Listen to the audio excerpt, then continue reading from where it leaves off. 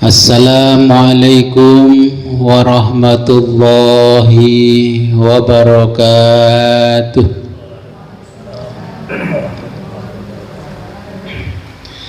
Bismillahirrahmanirrahim. Alhamdulillahi rabbil alamin. Assalatu wassalamu ala ashrafil anbiya'i wal mursalin Sayyidina wa maulana Muhammadin wa ala alihi wa sahbihi ajma'in. Amma ba'du, la khawla wa la quwwata illa billahil aliyil azim. Alhamdulillah, pada sore hari ini kita diberikan kenikmatan oleh Allah yang sangat luar biasa, sehingga kita bisa kembali ngaji kitab Tafsir Jalalain. Sebelum kita mulai pengajian ini, marilah kita berkirim Fatihah terlebih dulu kepada junjungan kita baginda Nabi besar Muhammad sallallahu alaihi wasallam, kepada muallif kitab Tafsir Jalalain, dan kepada kedua orang tua kita. Semoga dengan berwasilah ini kita diberikan kemudahan oleh Allah Subhanahu wa taala dalam mempelajari kitab Tafsir Jalalain. Ila hadratin Nabil Mustafa Rasulullah Muhammadin sallallahu alaihi wasallam wa ala alihi wa aswaji wa aladihi wa dzurriyyatihi wa ahli baitihi wa jami'i ashabil kiram. Syaulillahi lahumul Fatihah. A'udzu billahi minasyaitonir rajim. Bismillahirrahmanirrahim. Iyyaka na'budu wa iyyaka nasta'in. Amin. Wa summa ila hadratil Imam Jalaluddin Muhammad bin Ahmad bin Al-Mahali wa Imam Jalaluddin Abdurrahman bin Abi Bakar As-Suyuti rahimahumullahu ta'ala wa nafa'ana bihima wa bi ulumihima fid dharaini wa liwalidayhima wa limasyayikhihima. Syaulillahi lahumul Fatihah.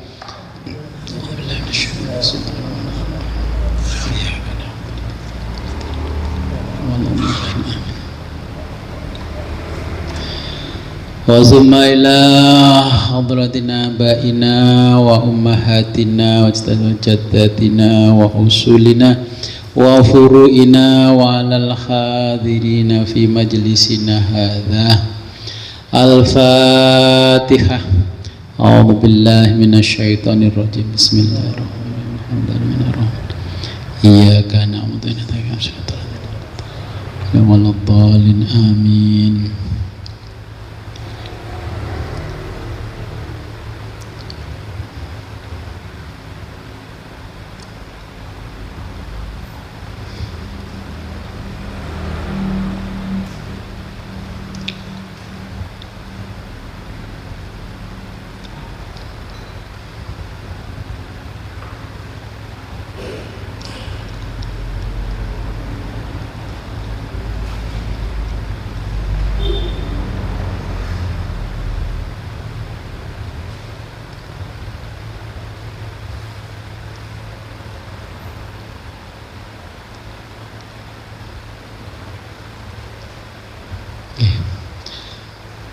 Sampai ayat 247 ya.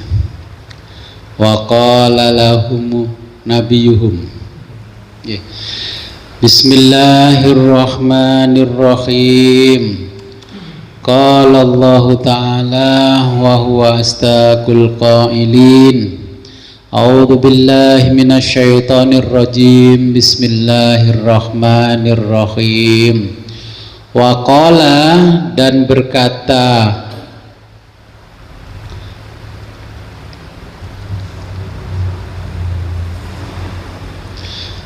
lahum, kepada mereka. Siapa? Nabiyuhum, nabi mereka.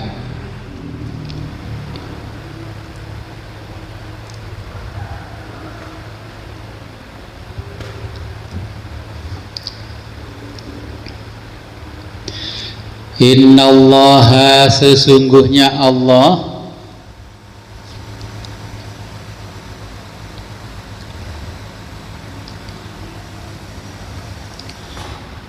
qad ba'asa telah mengangkat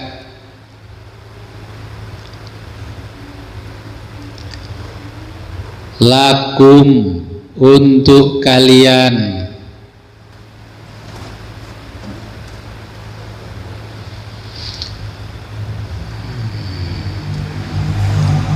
Toluta Tolut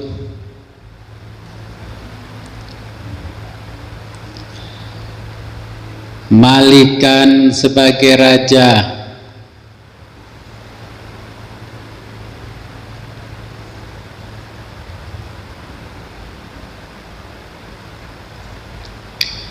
qalu mereka menjawab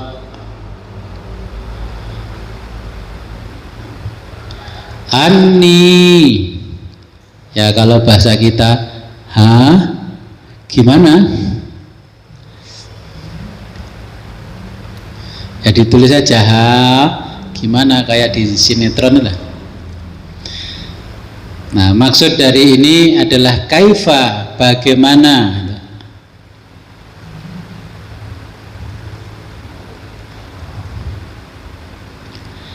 Anniha ya kaifa bagaimana yakunu dia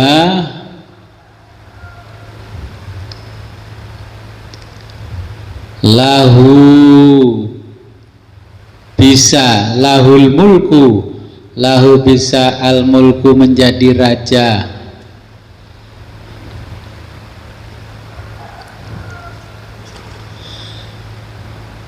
alaina bagi kami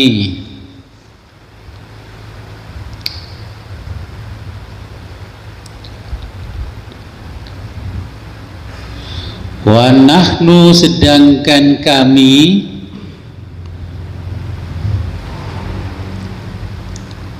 ahaqqu lebih berhak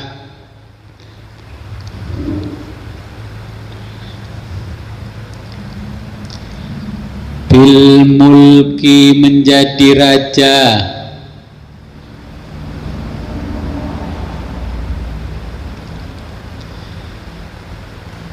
minhu daripada dia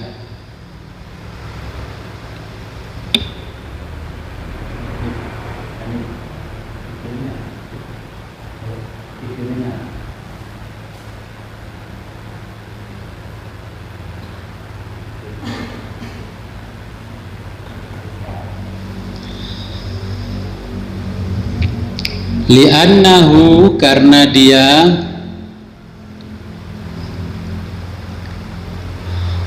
li'annahu karena dia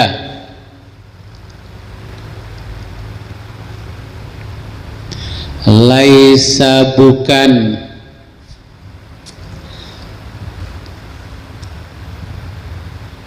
min sibti dari keturunan bangsawan al mamlakati raja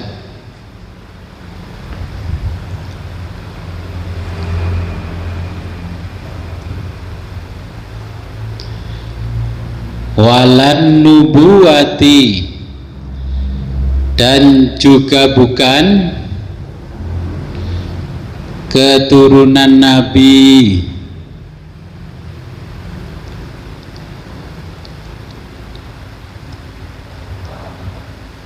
wakana dia hanya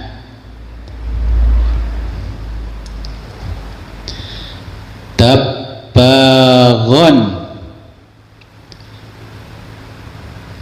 tukang samak kulit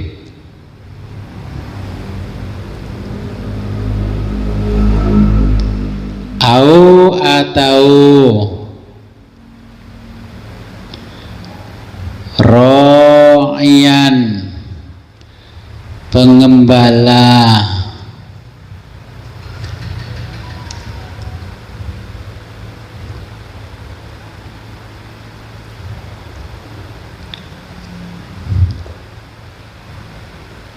Walam yu'ta, dia pun tidak diberi.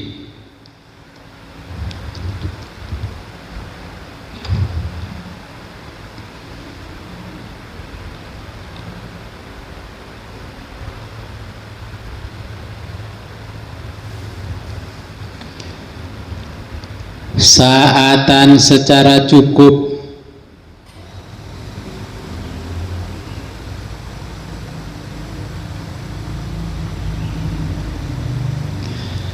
Minal mali harta.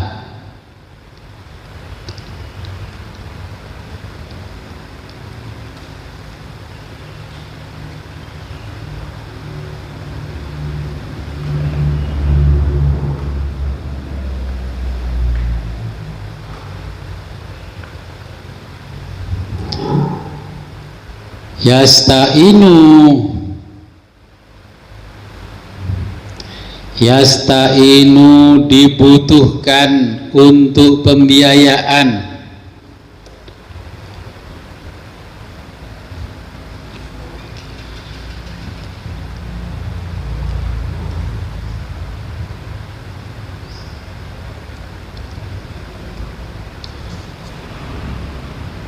Biha dengan uang.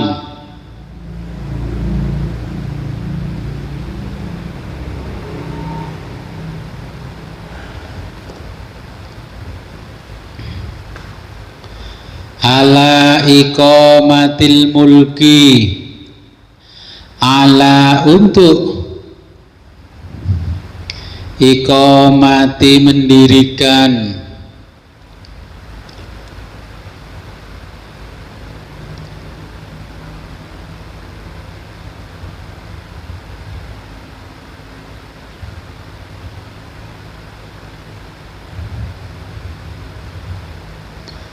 untuk mendirikan al-mulki kerajaan.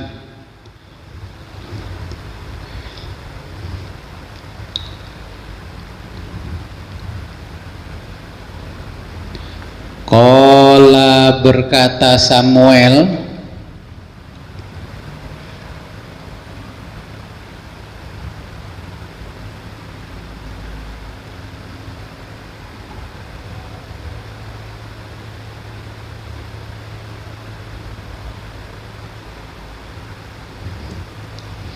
an-nabiyyu nabi dalam kurung Samuel, lahum kepada mereka,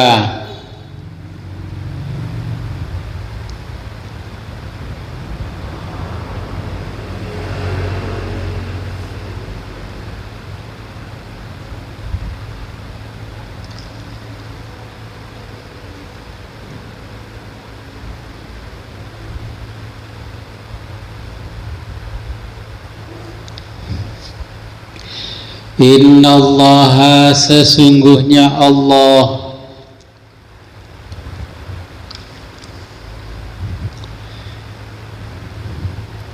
istafahu telah memilih dia,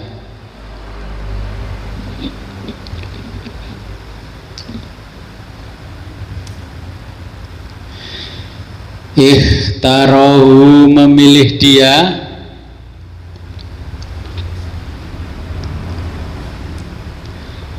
lil mulki sebagai rajamu,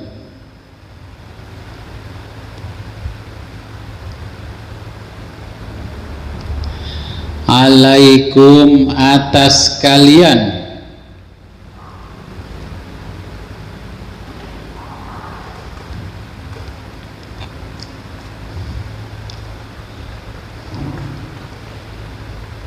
wazadahu dan Allah telah menambahkan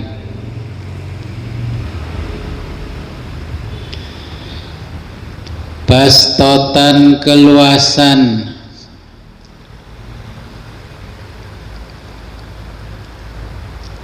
saatan kelapangan,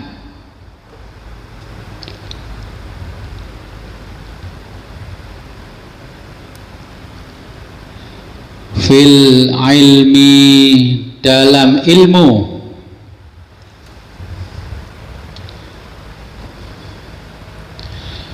wal jismi dan fisik,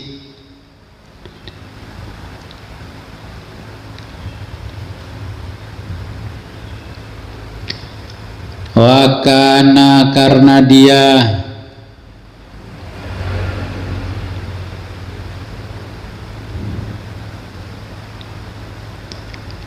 a'lama orang yang paling berilmu,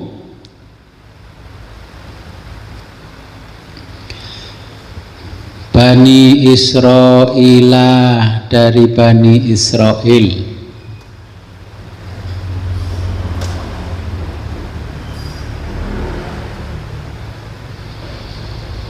Yauma idzin saat itu,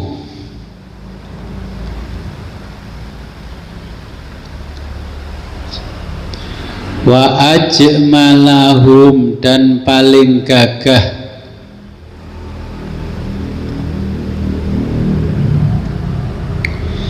wa atammahum dan paling sempurna,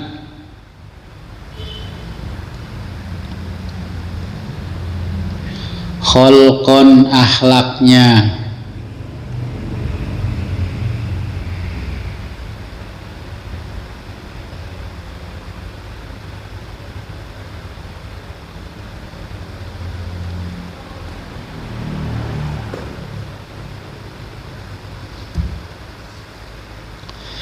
wallahu dan Allah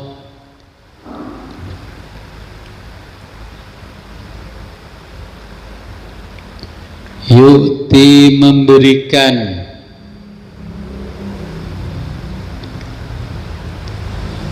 mulkahu kerajaannya,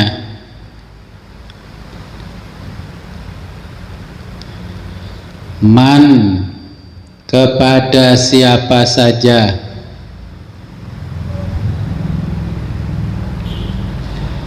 yasha'u yang dikehendaki,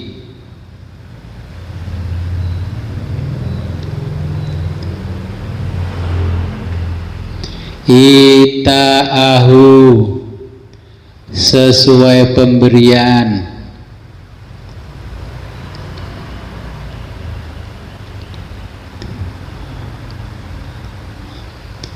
la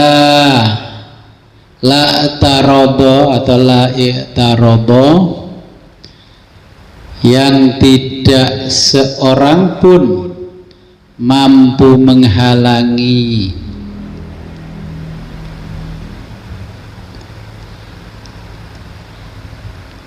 alaihi atas pemberian itu,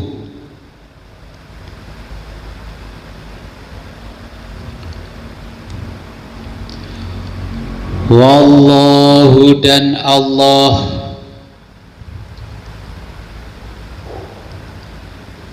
wasi'un maha luas,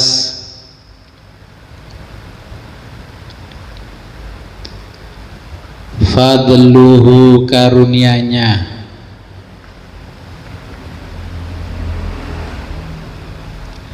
alimun maha mengetahui,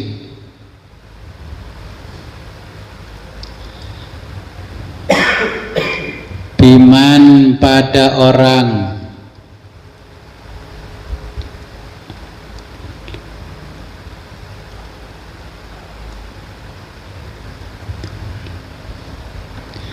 biman pada orang huwa dia, ahlun lahu ahlun yang lebih patut lahu menerimanya. Ini lanjutannya tentang Jalut dan Tolut ya. Jalut kalau di kitab lain disebutnya Goliat. Jalut dalam bahasa kita Jalut Ya, kalau membaca kitab lain seperti di Bible atau yang lain, kalau ada istilah Goliat, yaitu nama lain dari Jalut. Dia adalah raja Palestina yang sangat kejam, ya, memusuhi Bani Israel. Ya.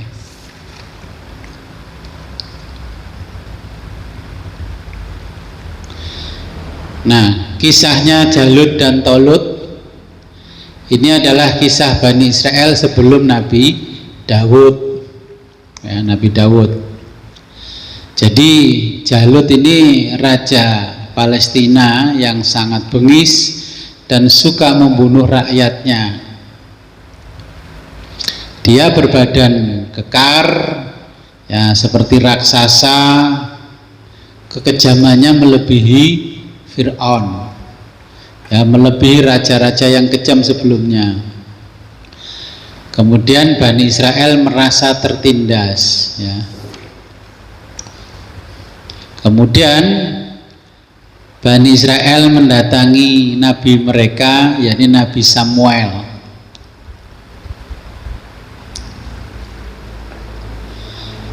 Agar dimohonkan kepada Allah seorang pemimpin atau raja bagi mereka untuk melawan Jalut.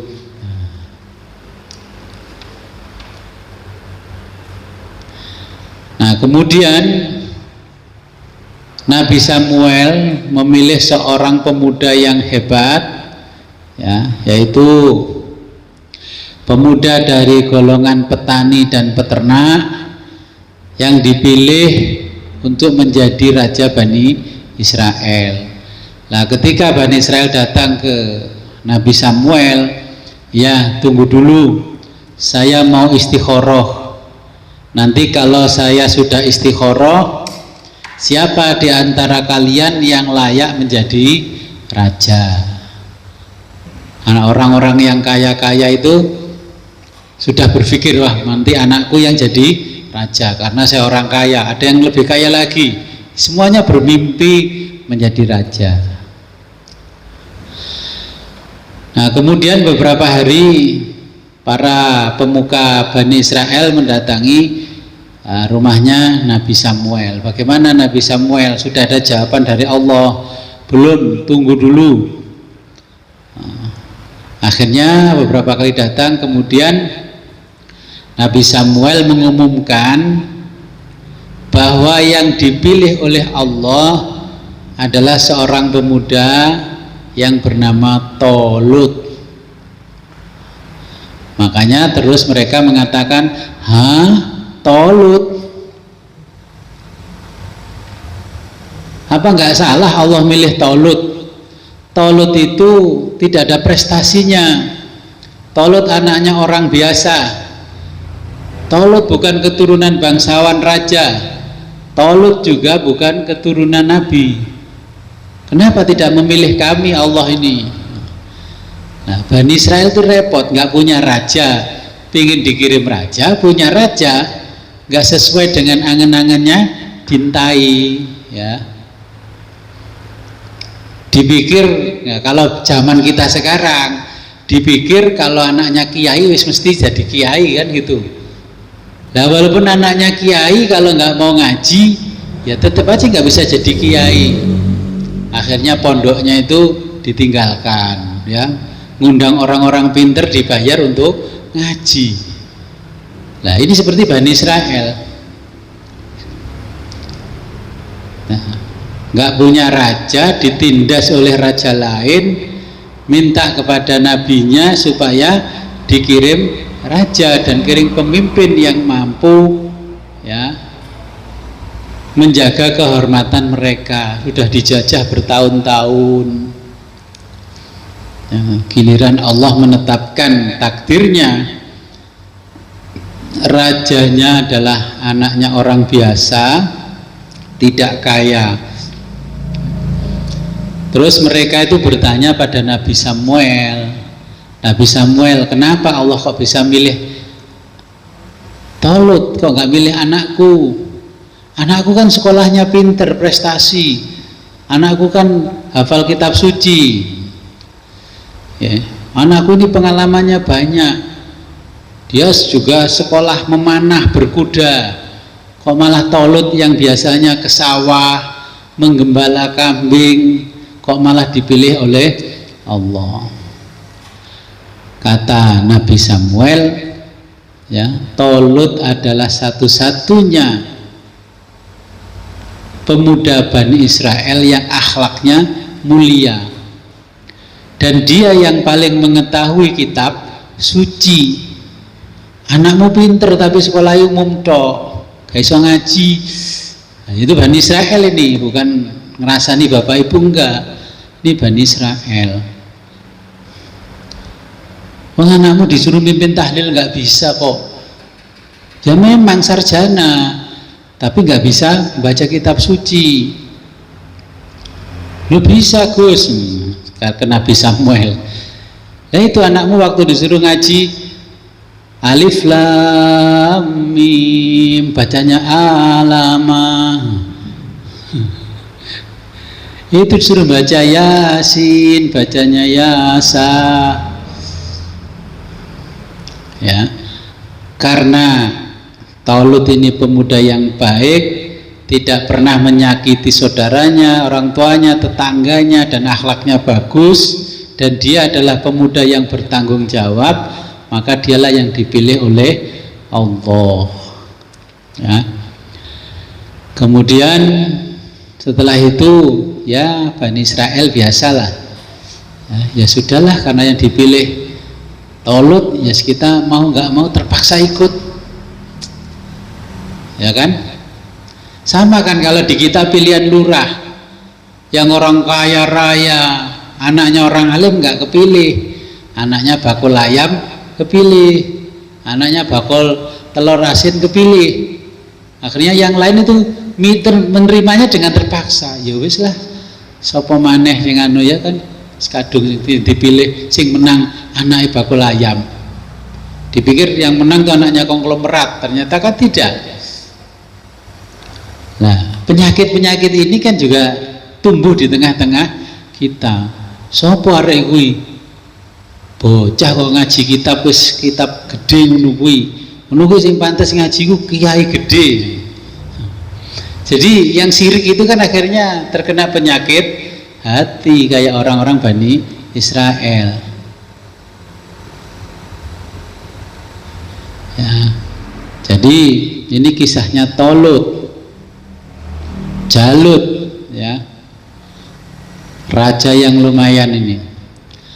Nah sampai hari ini Bani Israel itu kalau diberi pemimpin, akhirnya pemimpinnya dibunuh sendiri. Kalau diberi nabi, nabinya dibunuh. Ya sampai hari ini. Jadi ini kisahnya Jalut dan Tolut, ya. Kalau di kitab lain mungkin membaca kisah-kisah kok ada Raja Goliat, ya ini Jalut.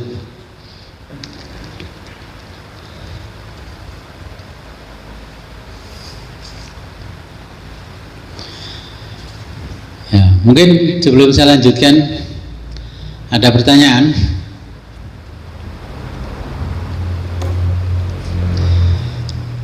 Nah, jadi Allah juga memberikan contoh-contoh kepada kita.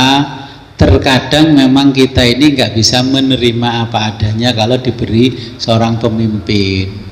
Pemimpin pilihannya Allah malah tidak diterima, pemimpin yang dolim malah diterima.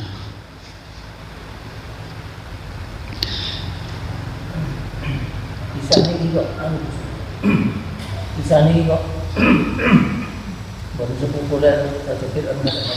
Apa sebabnya? Kisah ini tidak sepopuler. Kenapa kisah ini nggak sepopuler Raja Fir'aun? Karena kekuasaannya cuma di Palestina. Kalau Fir'aun kan separuhnya bumi dikuasai, ya. Terus kemudian raja-raja yang lain seperti Iskandar, Zulkarnain, ya. Kenapa terkenal? Karena memang raja yang menguasai separuhnya bumi.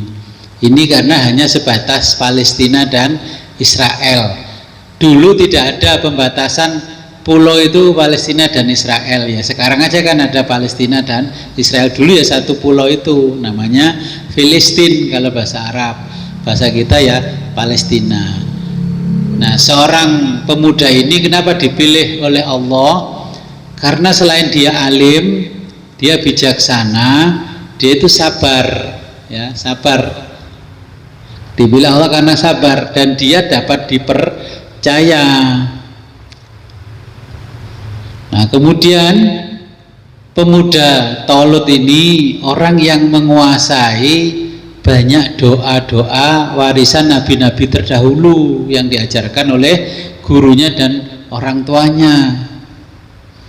Nah, kalau yang lain itu hanya mengandalkan ilmu lahir saja.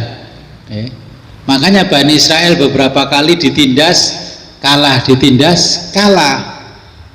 Nah, kalau Tolut ini sebelum melangkah sholat dulu sampai 200 rakaat baru dia melakukan tugasnya. Oh, kita ke sawah aja nggak sholat dulu 50 rakaat, langsung pede berangkat ke sawah, ke pasar. Sebagai contoh, ulama-ulama terdahulu seperti penemu Al-Jabbar itu kan muridnya Ja'far As-Shadiq ya, cicitnya Nabi. Beliau itu sebelum meneliti keilmuan itu sowan dulu ke Ja'far Shadiq. Wahai pemimpin kami Tuan Sayyidina Ja'far Shadiq, Imam Ja'far ya, kami mau mengadakan penelitian, kami mohon doa kepadamu ya, mohon keberkahan. Jadi dulu itu izin sama gurunya, ngalap berkah sama gurunya baru meneliti ya. Setelah diizinkan baru dia meneliti, sholat dulu sampai 200 rakaat baru melakukan penelitian. Nah, sekarang baru bikin skripsi di ACC sama pembimbingnya, nggak pernah sholat, nggak pernah ngalap barokah pembimbingnya di WA saja nggak jawab-jawab, dirasani ini dosen killer ini. Orang dulu itu betul-betul faidul barokah ya, makanya kita Fathur Rabbani itu Al-Fathur Rabbani wal Faidur Rahmani, lubernya berkahnya yang maha Rahman Rahim. Jadi mau mengadakan eksperimen penelitian itu soal gurunya dulu ya, mohon berkah supaya diberi petunjuk oleh Allah. Jadilah matematika Al-Jabbar yang sampai hari ini. Sekarang mentang-mentang wis lulus S1 sudah bisa bikin skripsi, bikin tesisnya nggak izin gurunya yang di S1. Pak dosen pembimbing saya mau melanjutkan S2 nih, saya mau ini gimana? Nah, harusnya kan begitu tuh kalau niru orang dulu. Tolut itu ya punya perilaku seperti itu kepada orang-orang di atasnya. Coba kalau sekarang kita sudah jadi lurah, bahwa ini dulu gurunya terus sekarang jadi bawahannya, apa dipamiti bahwa saya mau begini-begini? Enggak, karena mentang-mentang bahwa sekarang di bawahnya dia gitu loh. Saya baru melihat zaman sekarang ini ada pemimpin terus ketemu gurunya jadi bawahannya, dia nggak mau duduk di atasnya, yaitu Kang Dedi Gubernur Jawa Barat itu. Itu ketemu gurunya SMA, guru agama di SMA-nya, nah, jadi ketua Basnasnya Provinsi Jawa Barat. Itu gurunya duduk setara, nggak mau, dia tetap di bawah walaupun dari gubernur. Nah, itu kan persis dengan kisahnya seorang pemuda Tolut, walaupun jadi gubernur dia tidak mau karena itu ada gurunya. Nah, Imam Syafi'i juga sama, imam-imam terdahulu itu kalau ada anaknya gurunya lewat saja kan dia berdiri. Sekarang zaman kalau anak saya lewat berdiri enggak? Mbak Mesa lewat paling macam terus berbeda motor ini. Kalau orang dulu Imam Malik, Imam Abu Hanifah, kalau beliau berkunjung ke Madinah, di perbatasan tanah haram Madinah itu beliau itu turun dari kudanya dituntun sampailah ke mana? Masjid Nabawi. Zaman sekarang enggak, orang pergi umroh sama haji naik bis sampai di sebelahnya Kanjeng Nabi. Imam dulu ditanya, kenapa Imam? Kau itu orang alim, kok di perbatasan tanah haram Madinah itu turun jalan kaki? Bayangkan 7 kilo sini pari jalan kaki. Kenapa? Apa jawabnya? Karena di dalam bumi ini ada kekasih Allah yang sangat mulia, yang sangat dicintai dan dipercaya. Maka saya tidak mau berjalan di atas bumi ini, di atas kendaraan saya turun. Sekarang malah enggak, pesawat kita di atasnya makamnya Nabi, muter-muter dulu baru turun. Saya naik di Madinah itu, di bandara, lihat bawah, loh inilah Masjid Nabawi. Wah, kata sopan nih pesawat ini. Imam Malik itu, Imam Abu Hanifah, imam-imam itu kalau pergi ke Madinah mau sowan Kanjeng Nabi ke makamnya itu di perbatasan tanah haram turun. Sampai malah naik bus dari Mekah. Bus. Kan ada bus sekarang dari Mekah ke Madinah. 30 menit nyampe. Kadang-kadang kita di pelatarannya Kanjeng Nabi guyonan, bikin konten. Orang dulu sangat tawadhu sekali pada Nabi, di perbatasan tanah haram sudah turun. Itu loh. Makanya beliau itu dipilih Allah menjadi seorang imam karena ketaatan, ketawadhuannya. Sekarang kita masih S3 aja sudah luar biasa nggak tawadhunya. Nah, makanya seperti Tolut ini ya, seorang pemuda yang sangat tawadhu. Kalau dia sedang melewati itu ada makam nabinya, nabi mereka, nabi Bani Israel, dia turun. Terus saya mau tanya, pernah ke Mbah Ngampel toh? Sunan Bonang pernah toh? Melangkai makam enggak itu kalau masuk nyok itu? Lah kalau mau melihat seperti ini harusnya gimana? Ke Mbah Ngampel itu.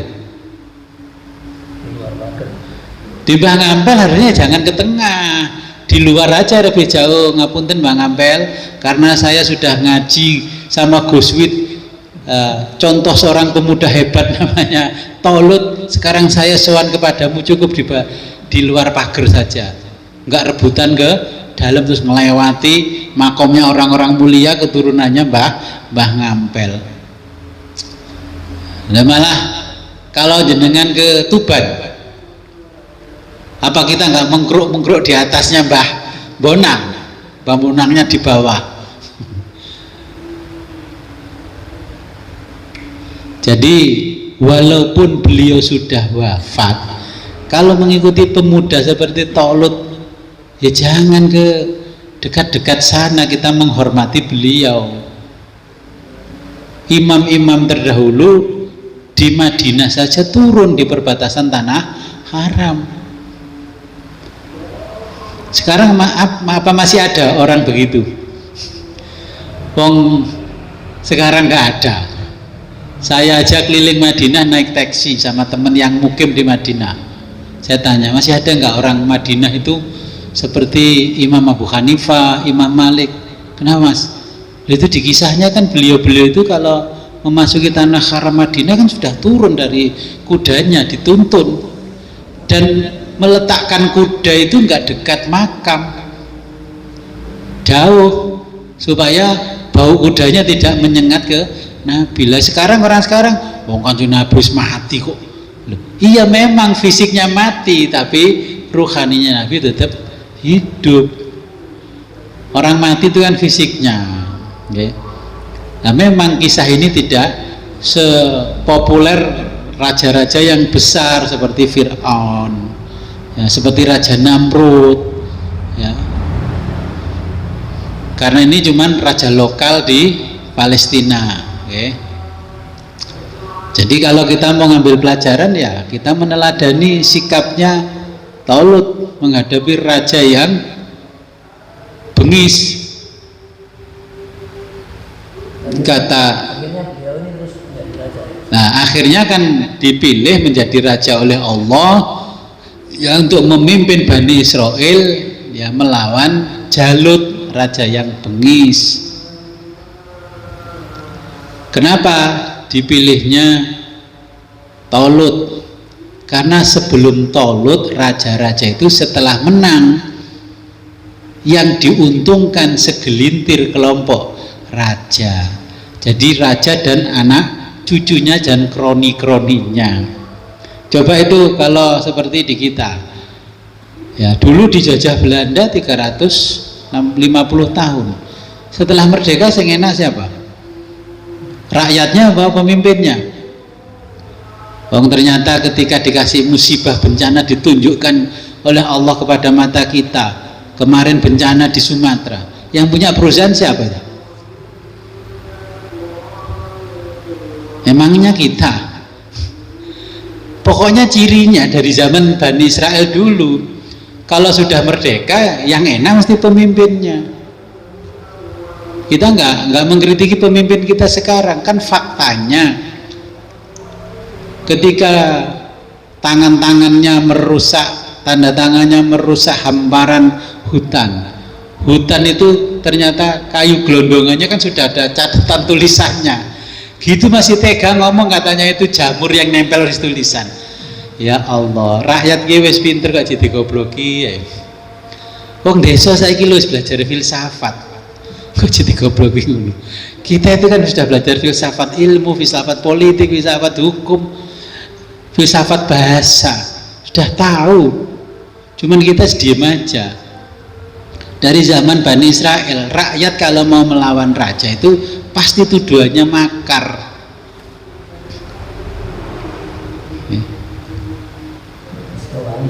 Akhirnya nggak berani, apalagi kalau sudah jadi raja. Loh, aku nih wakil Tuhan di muka bumi, menyebut dirinya khalifah.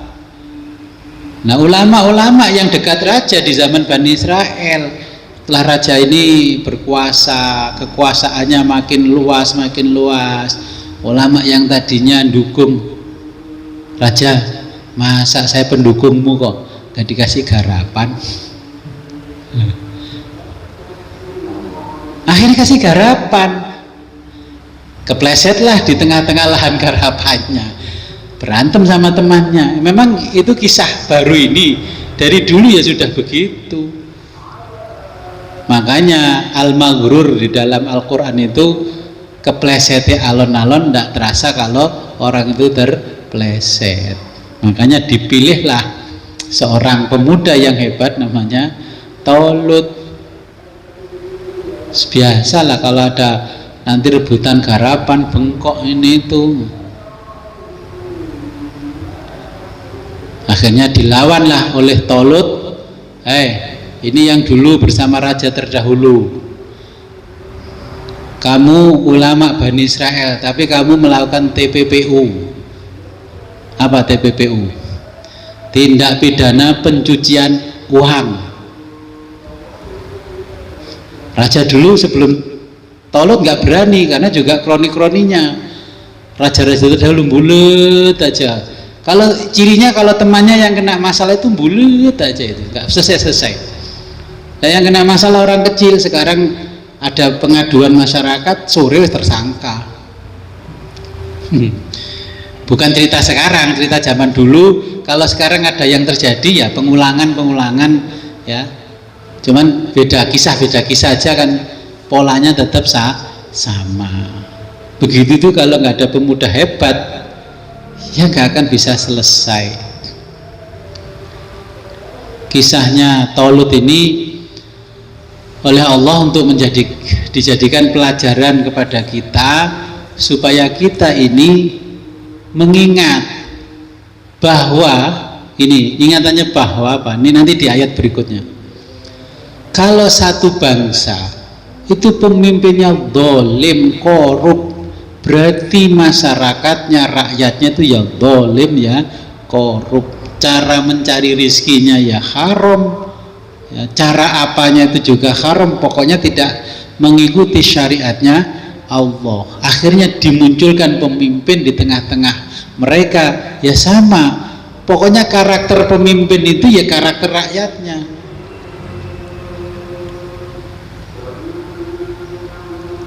Indonesia ini mungkin sekarang ada, mungkin Pak Purba ya.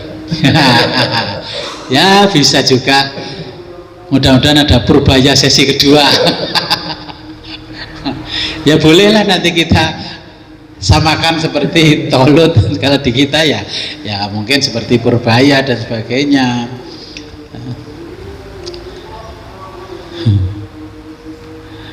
Ya kita lanjutkan ke ayat berikutnya untuk menyambung kisahnya. Waqala, dan berkata, lahum, kepada mereka,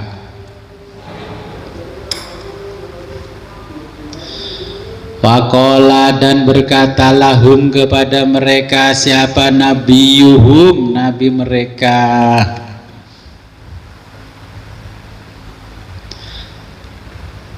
lama, tatkala,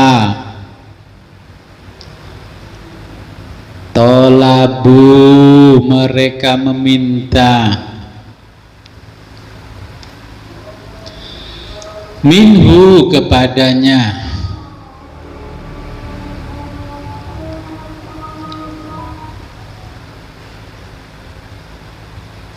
ayatan, tanda pengangkatan,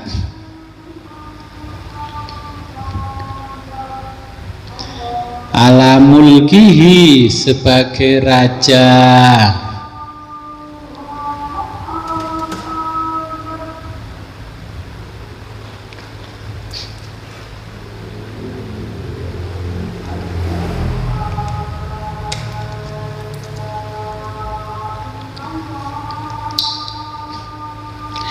inna ayata, sesungguhnya, ayata, tanda ia,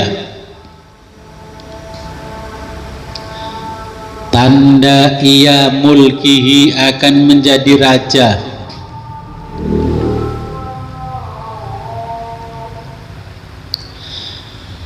ayatiyakum, akan datangkum kepadamu, at-tabutu, tabut, ya nama tabut, jadi sesuatu itu namanya tabut. Nah dijelaskan apa sih tabut itu? As-sunduku, yaitu peti,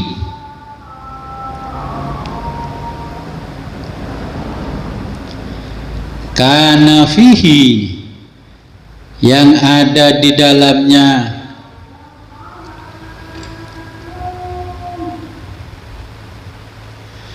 suwarul ambiyai, serunai, tahu serunai? Bahasa Indonesianya serunai, bahasa Inggrisnya popo. Kalau bahasa asli malah nggak paham. Bahasa Indonesianya serunai, bahasa Inggrisnya foto. Foto memang bahasa Indonesia, bahasa Inggris toh. Make this photo, gitu. Men were sitting in the grand field. Tinggal tulis promnya gitu langsung keluar red. Jadi foto atau gambar al-anbiya'i, para nabi.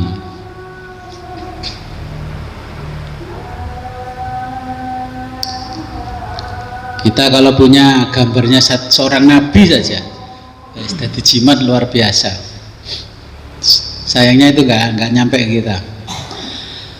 Suwarul anbiya'i, serunai para nabi, angzalahu, yang diturunkan,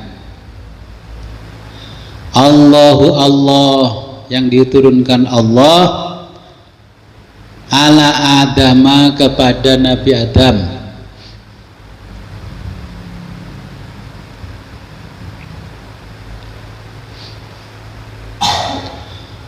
Wastamarro dan terus menerus,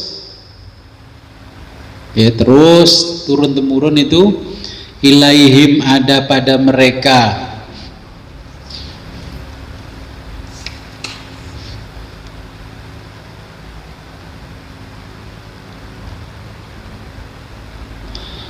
Faghalabathumul amalikatu, sampai mereka dikalahkan al-amalikatu oleh orang-orang Amalikoh.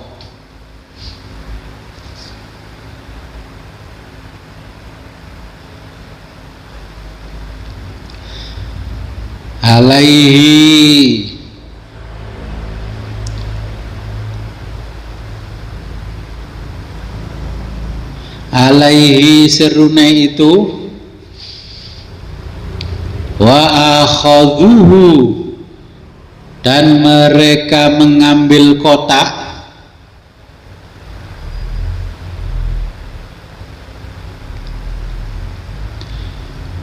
wa kanu yang ada di dalamnya,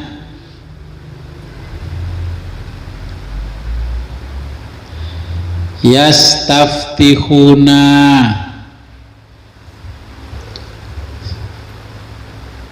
simbol, yastaftihuna bihi simbol kemenangan mereka,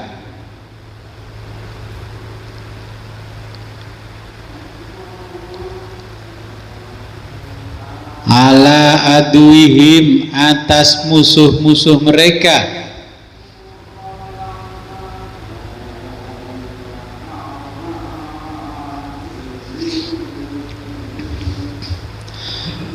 wa yuqaddimunahu dan mereka tonjolkan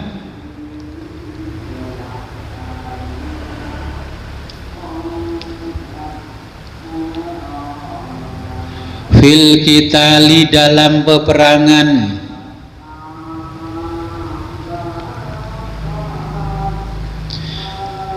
wa yaskununa dan mereka mendapat ketenangan hati,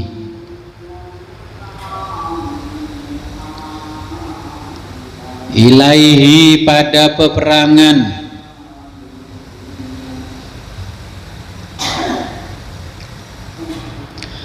kama qala ta'ala sebagaimana firman Allah Ta'ala,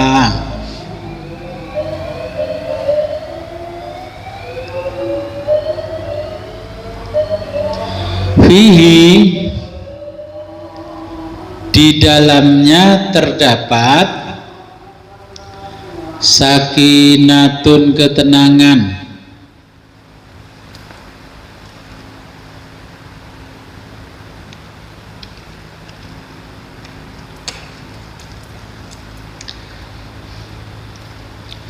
tumakninatun yaitu ketenangan,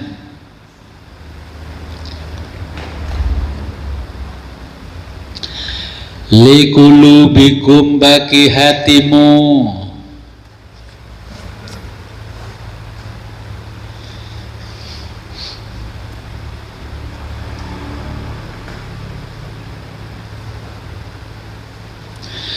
mir rabbikum dari Tuhan kalian,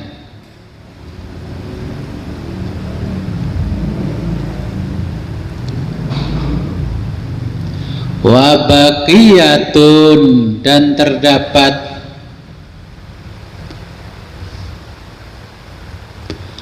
mimma sebagian barang-barang,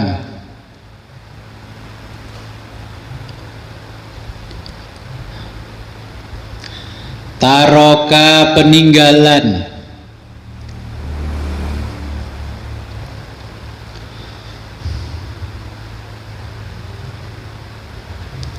alamu Musa, keluarga Nabi Musa.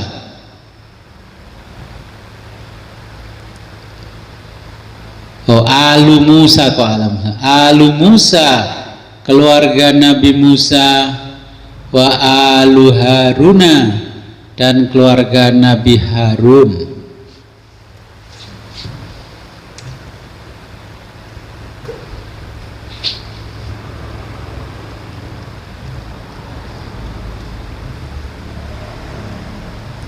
Aitaroka, yaitu peninggalan,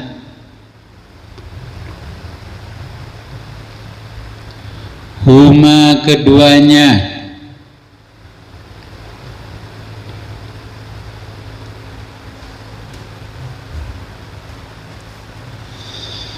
wahia berupa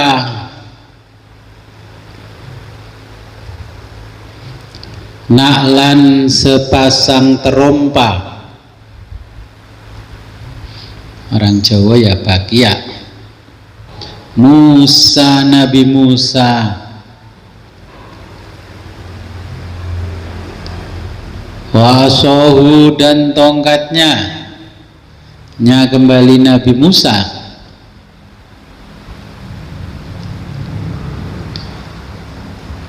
Wa imamatu Haruna, wa imamatu Haruna, dan sorban Nabi Harun.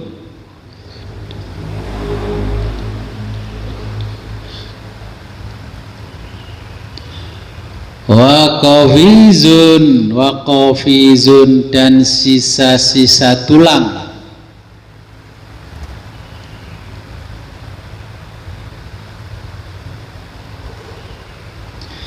Minal mani, dari burung manna.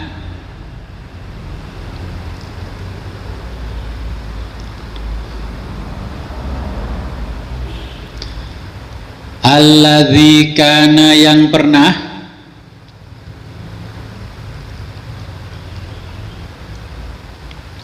yanzilu turun, alaihim kepada mereka,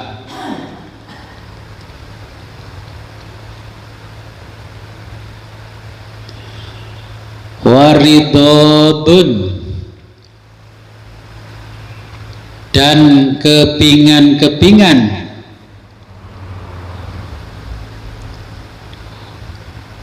minal alwahi, dari luh. Luh itu ya lauh mahfud itu, cermin.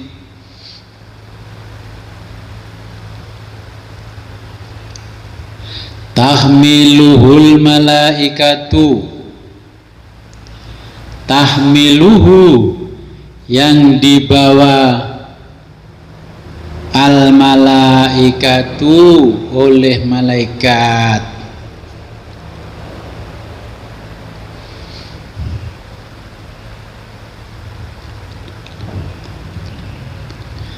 Halun, lafat tahmilu, ya, tahmiluhu itu, tapi yang tahmilu, lafat tahmilu menjadi hal, min fa'ili, dari subjek, ya'tikum, lafat ya'tikum, artinya akan datang kepadamu.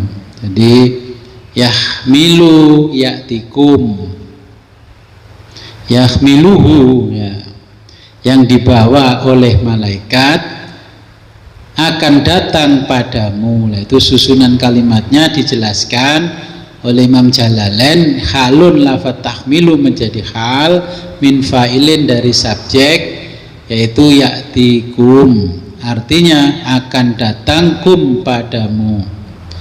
Inna fi dzalika, sesungguhnya, fi dzalika, yang demikian itu,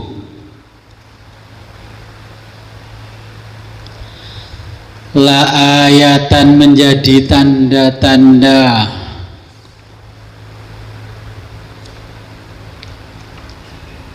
lakum, bagimu,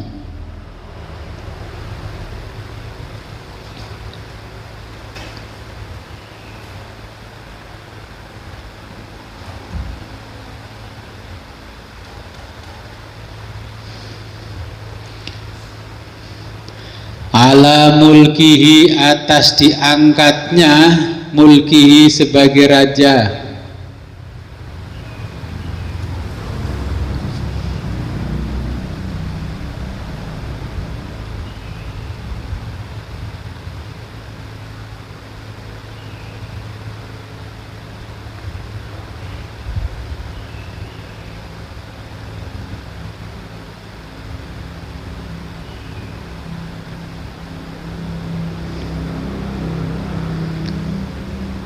In kuntum, jika engkau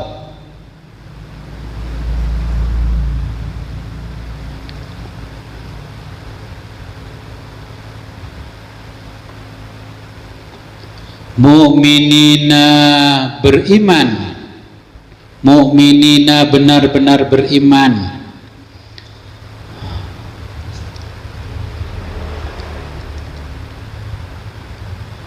wa hamalathul malaikatu, wa hamalathu, lalu tabut itu dibawa, al malaikatu, oleh malaikat,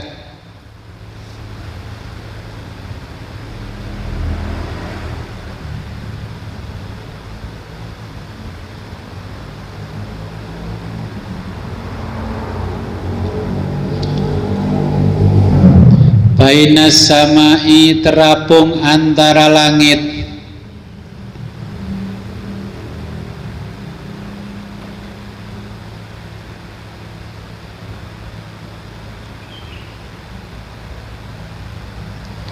wal ardi, dan bumi,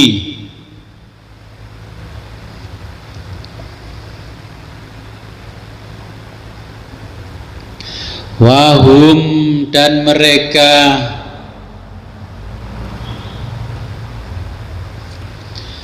yang guruna, menyaksikan,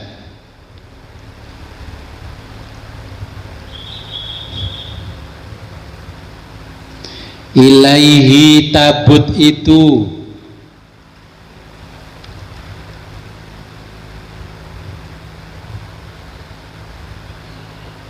hatta, kemudian, wadha'athu, diletakkan oleh malaikat,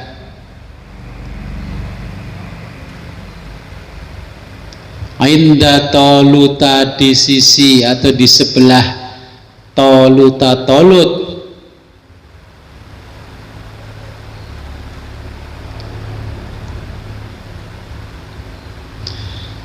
fa'aqarru, lalu mereka pun meyakini,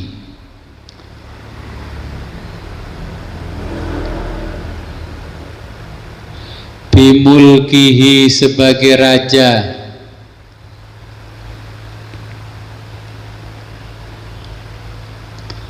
wa tasarau, dan mereka berlomba-lomba, ilal jihadi, untuk berjihad,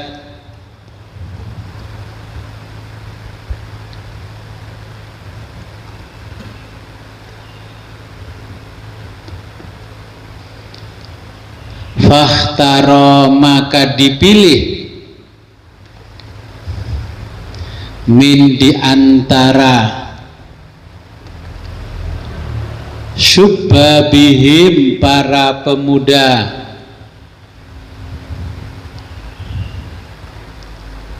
sab'ina, 70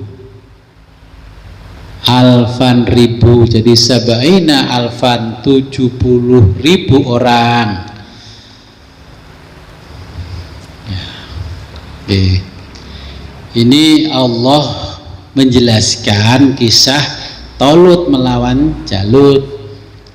Nah, Bani Israel tanya, apa tanda-tandanya kalau Tolut ini diangkat Allah menjadi raja?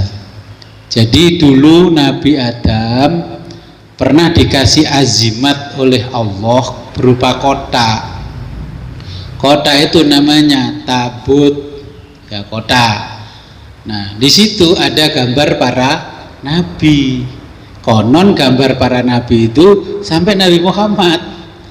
Orang yang membawa kota itu luar biasa, orang jadi sakti mandraguna. Nah, itu diturunkan kepada nabi-nabi sampai Nabi Musa, sampai Nabi Yakub. Nah, setelah Nabi Yakub hilang karena ulahnya Bani Israel. Untung aja hilang kotaknya. Coba kalau kotaknya nggak hilang, Israel bisa menguasai dunia. Jadi ada tabut, kemudian mereka perang ya, karena PD punya azimat namanya tabut yang dibawa oleh Tolut. Nah, perbuatan dan sikapnya persis kita itu anak cucu orang Jawa, dulu perang mengalahkan raja Mongol, kalah sama kita ya. Raja Cina dulu, Kaisar Cina kesini kalah sama kita, sama Singosari, kalah sama Majapahit. Karena apa? Karena punya keris namanya Nogo Sosro. Nah, orang Bani Israel itu setelah dikasih jimat yang namanya tabut, dia tidak lagi menyembah Allah, tapi keyakinannya berubah kepada tabut.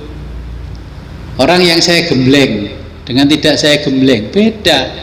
Yakin dia sakti karena pernah digembleng, tidak lagi tawakal kepada Allah. Sampai menang, tabut itu setiap tahun dibersihkan supaya tidak kotor ya, dicuci pakai air jeruk nipis ya, pakai kembang. Sama nggak sama kita setiap satu suro ngumbah keris, ngumbah gaman. Kadang-kadang kalau saya ingat begitu, ya Allah ya, diceritakan oleh Allah, orang itu kalau dikasih azimat PD-nya luar biasa tapi meninggalkan Allah. Ketika kita pergi ATM kita 100 juta gitu, wis PD banget. Orang mau coba bismillahirrahmanirrahim sudah nggak terbaca lagi ya. Bayangkan ini Tolut dengan rakyatnya. Tolutnya tetap ingat, tapi rakyatnya itu PD Tolut sudah jimat tuh. Karena apa? Kota itu isinya gambar para nabi. Di kota itu ditulis ya. Kalau di Al-Hadisus Sani dia tiba-tiba itu kan sampai kotaknya itu kuncinya dibuang ke laut. Tapi umat Kanjeng Nabi Muhammad meskipun tidak punya tabut, dia bisa bikin jimat sekelas tabut. Dulu saya kasih jimat tabut di piring-piring putih, jadi simpen apa enggak jimatnya Tolut ya. Lalu saya bikinkan tabut itu. Nah, kalau tahu sekarang nanti malah segiku dilus-lus. Ya tetap imannya kepada Allah itu azimat, itu untuk memotivasi kita karena kita dekat dengan Allah. Ya. Dibawain kotak. Kotak isinya apa itu? Pokoknya kalau saya kasih kotak, tulis saja kotaknya itu tabut.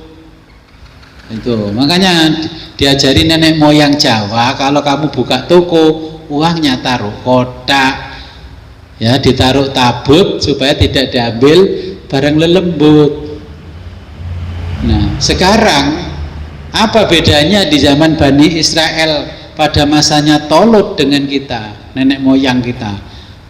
Dikasih empu, oleh empu itu keris ya, ternyata yang dihormati kerisnya, bukan zat yang menciptakan besi. Kalau buka keris saja gini dulu, cara bukanya kerongkongannya ini, rongkonya ini ditarik dulu ke atas. Gak boleh kerisnya ditarik keris dulu, gak boleh, ada aturannya. Ditaruhnya begini sama begini lah. Apa bedanya kita ini sama rakyatnya tolut setelah mendapatkan kemenangan. Sampai kerisnya dibikinkan buffet khusus, keris model macam-macam. Akhirnya kan orang tidak menyembah Allah lagi, tapi kepercayaannya tergelincir kepada barang-barang yang bertuah, namanya tabut. Itu diuji oleh Allah itu. Coba saya kasih aja lah. Itu kalau bahasanya orang tasawuf, itu baru dikasih perhiasan spiritual Allah, sudah lupa dengan Allah. Dikei karomah tok lali Gusti Allah. Ya. Kita dagang itu lebih yakin bahwa jimat apa yakin kekuatannya sendiri? Ya semua toko saya perhatikan, walaupun toko itu supermarket besar di sana itu, di atasnya itu ya itu jimatnya kok mbak-mbak kocone cembung, terus dewa pemanggil uangnya, nah, itu dewanya itu kan. Tapi itu sekarang kalau dulu dijalankan ruhani, sekarang dijalankan baterai, awe-awe. Kan ada si tukang awe-awe, aku dodol, itu yang mendatangkan pelanggan. Saya lihat yang di awe-awe kan jilbaban, sarungan, kiai-kiai ya di awe-awe teko. Jajal toko muka awe-awe nih, musyrik wih, kesusu musyriknya itu loh. Ya, Nabi Adam aja dikasih tabut sampai turun temurun sampai Nabi Yakub, akhirnya hilang. Ya, tongkatnya Nabi Musa dicari oleh mereka ternyata hilang. Ya, mau mencari kisah dulu zaman Nabi Musa, ada burung namanya manna dan salwa, cuman yang ada tulang-tulangnya, kan tinggal fosil. Kalau zaman sekarang namanya fosil. Wah kerisi kok campur ngeten sakniki. Ya, tongkat Nabi Musa. Terus umatnya Nabi Muhammad, walaupun saya tidak menemukan tongkat Nabi Musa, saya bisa bikin tongkat yang melebihi kehebatan tongkat Nabi Musa. Ngaku roh isine, pokoknya kayu gini digawe tak isi, gebuk no kali langsung tongkat Nabi Musa. Tapi orang-orang yang menguasai ilmu peninggalan para nabi oleh orang sekarang disirik-sirikkan. Ya, saya tadi malam kan ada bazar UMKM besar di tempat saya. Pak gimana Pak ini supaya nggak hujan? Gampang, ini foto karo aku. Nah, saya kasih doa itu ditertawakan banyak orang, dipasang di anunya panitia. Saya kasih doanya apa Pak? Ini tak tulis doanya, engkau tak gawe no video pasangan. Allahumma sapu gerang. Loh iya, Allahumma sapu gerang. Rendi tungguk lawang, ojo udan, itu yen udan cukup sakuyuwe jaran. Terus kata sebelah saya, lelek jaran nih sak kampung. Nah, istri saya ngomong di sebelahnya, duduk sama saya, kok jaran ini sak kampung. Anjene koncone Burini awakmu kuwi. Diomongi sakuyuwe jaran ya sak crit. Ya, sakuyuwe jaran. Udane ngalio ngetan, mergo akeh wong dodolan. Nah, tapi panitia saya kasih tahu acara harus selesai jam 11 karena jam 12 hujan. Lah ya itu saya WA tadi pagi, kan saya pulang ke sini tuh malam, Mas memberi jam piro udane? Alhamdulillah Pak, setelah acara ditutup akhirul kalam assalamualaikum warahmatullahi wabarakatuh, langsung bres jarane gak kuat ngempet nguyuh.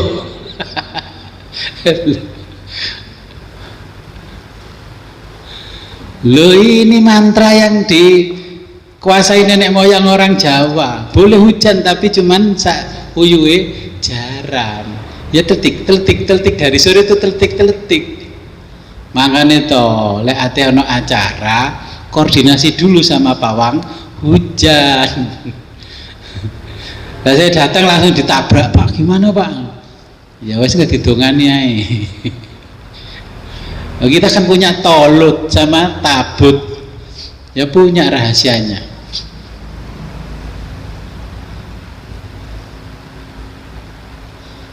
Nah, terus kita juga punya tuh tabut yang isinya mantra pawang hujan. Kenapa Pak? Mantra yang kedua Pak, hei Bopo Bumi, Ibu Bumi, Bopo Angkoso, udan saka kidul nyingkira ngidul, sing saka wetan nyingkira wetan. Terus saya kasih bahasa-bahasa begitu, dia malah tertawa. Engko aku bahasa Arab padahal musyrik, gue percaya ae. Apa yang kamu pikir terus mantra yang saya baca bahasa Arab terus itu halal? Ya bukan juga kan. Wis kowe lek ngangge mantrane wong Jawa gak percaya, tak wacakno mantra nggae basa Suryani. Biham yafarin bijammatin yakfarin mahakorin bijammatin yakfir. Lha ngono ki percaya kowe? Nah, saya pakai nyatanya apa namanya, pakai doa nyiurudan gitu aja kok manjur kok. Jajal a'udzubillahi minasyaitonir bismillah. Pacet udan tambah deres. Panitia itu saya BS promotor, catat itu doanya disimpan. Ya, nanti kalau ada acara-acara apa, kamu yang jadi ketuanya tinggal baca. Saya baca nggak mandi Pak. Lah mau manjur gimana? Orang sebanyak undangan itu Pak Lurah, Pak Camat kok kayak berkat, aku malah gak kayak berkat. Kayak berkat tak dukno dane. Baru saya dikasih kotaan berkat. Nah, panitianya nggak tahu saya yang di depan-depan. Pak ini undangan ini Pak Fib Pak, ini untuk ini. Aku sih diundang. Terus akhirnya saya tinggal ngopi sama beli apa namanya dimsum. Bingung panitia sampai semua hati bunyi. Gimana nih hujan? Gimana hujan? Kan yang penting kan pawang hujannya. Jualan UMKM ya saya kasih tahu. Nanti ngumpulkan orang jualan UMKM. Ya kita punya tabut isine kendang kimpul. Ya kendang kimpul. Ya semuanya diundang, semuanya kumpul. Dagangan laris, ya terjual. Aku dicatat mantra kendang kimpul. Akhirnya betul bahwa kendang kimpul itu sambil jalan dari ujung sampai ujung. Akhirnya saya sama istri sama Meza, wis rame, gak usah melaku-melaku, kesel aku. Mau ngantri sate lontong yang nggak bisa. Repot temu manusia itu. Sepi, hari ini kok sepi, wis engko ae. Sore sudah saya tawari, wis nang jajan iki duwite. Engko ae ngenteni rada bengi rame. Kita sama panitia jalan ngalor ngidul membawa kendang. Kendangnya ditabuh mbek mlaku. Ini kendang kimpul. Orang lain ngatakan yang bersama saya rambutnya itu grup itu orang ODGJ. Ya, namanya orang awam, gak apa-apa koyok tolut diarani ODGJ, padahal kamu yang mendatangkan pembeli yang banyak itu. Ya kita pakai ilmu ini tolut bawa kendang kempul. Pak kendang kempul ya itu loh, grup musik kan ada kendang itu bawa aja turun, kita bawa mantranya, kamu yang ngendang kimpulnya. Nanti di toko jenengan kasih kendang kimpul, apa bukan langsung ditabuhi kendang kimpul. Nanti pasti saya jamin disesatkan orang.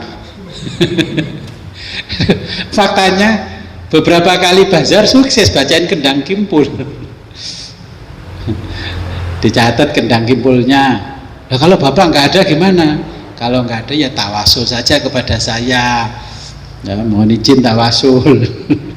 Nang kendang kimpul. Ya, pembeli laris, ya dagangan ngumpul, pembeli datang. Laris banyak untung, dapurnya besok bisa ngebul itu kendang kimpul. Di Quran aja diceritakan punya jimat tabut zaman Nabi Adam sampai Nabi Musa sampai Nabi Yakub. Terus kita pakai jimat model Nabi Adam, masa ya musyrik.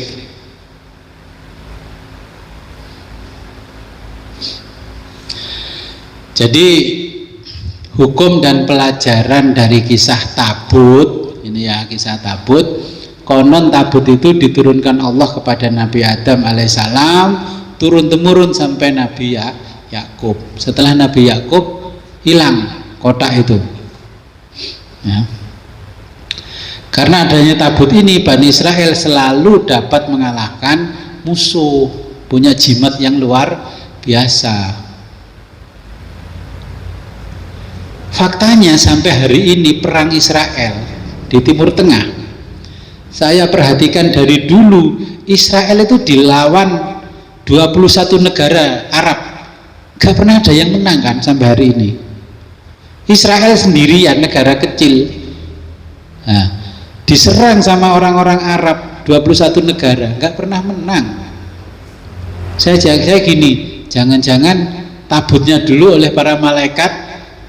Kan di Quran ini kan dijelaskan dalam tafsirnya kan akhirnya dibawa naik ke atas oleh malaikat, ngapung-ngapung di atas antara langit dan bumi.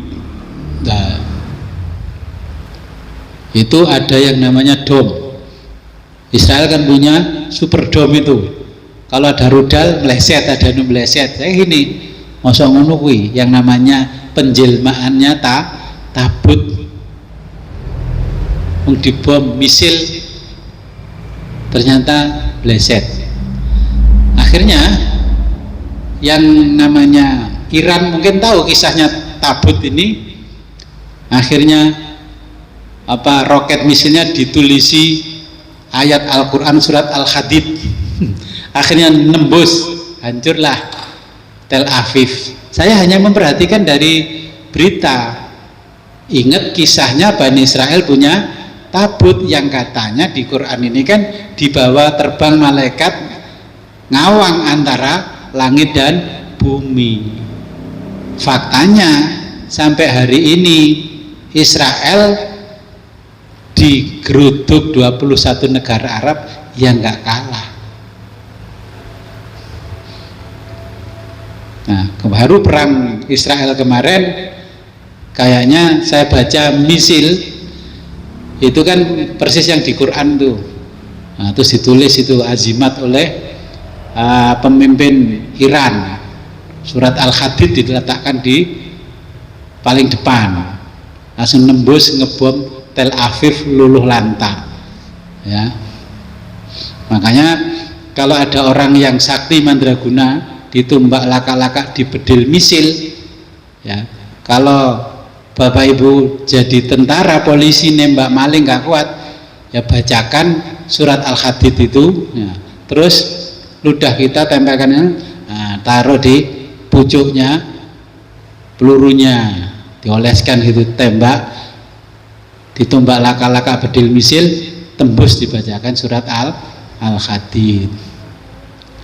Ya, walaupun Bani Israel mewarisi Tabut zaman Nabi Adam, kita juga mewarisi.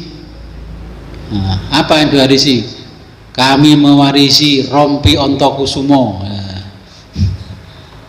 kita kan orang Jawa nggak kalah sama orang Israel, punya rompi Ontokusumo. Zaman perang sama Belanda, nenek moyang kita pakai rompi Ontokusumo. Ya, zaman G30 SPKI rompi Ontokusumo. Saya masih punya warisan-warisan begitu.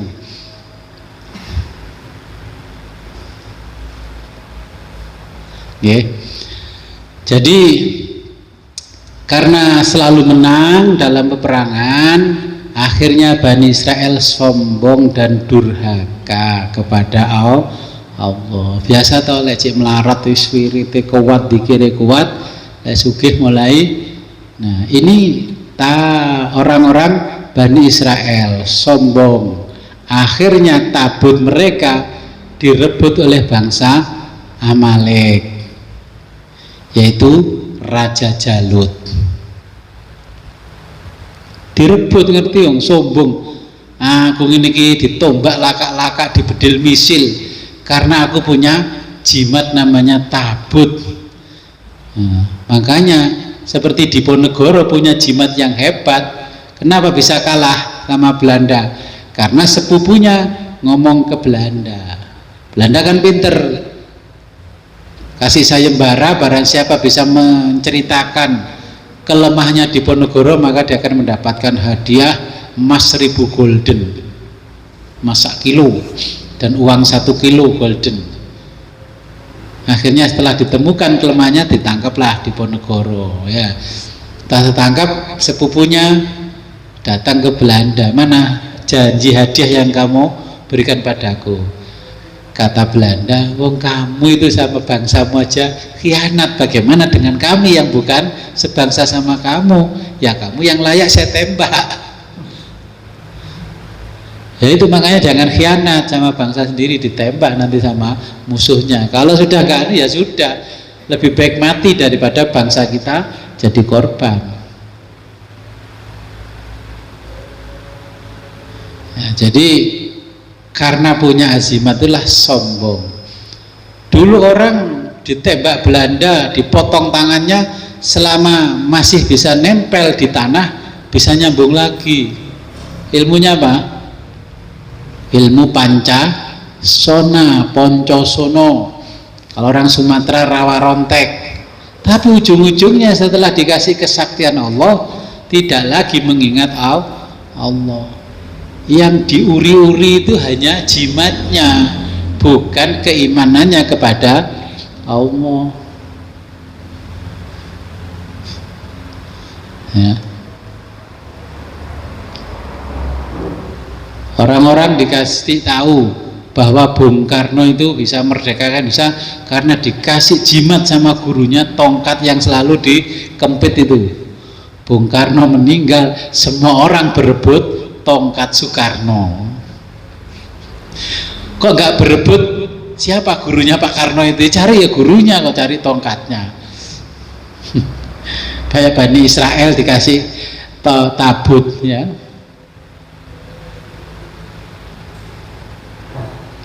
Kita itu sudah diwarisi oleh Allah melalui nenek moyang banyak sekali, tapi ujung-ujungnya yang didewakan itu ya jimatnya ya. Lihat itu setiap suro menjadi satu tradisi budaya, gak satupun orang itu mengingat Allah ya. Tumbaknya dicuci setiap satu suro, dimuliakan, diinikan. Nah, ini peninggalannya Empu Supo, ini peninggalannya Empu Gandrik, peninggalannya ini. Betul juga, bapak yang meninggal itu tidak pernah wasiat. Kamu berapa tetapi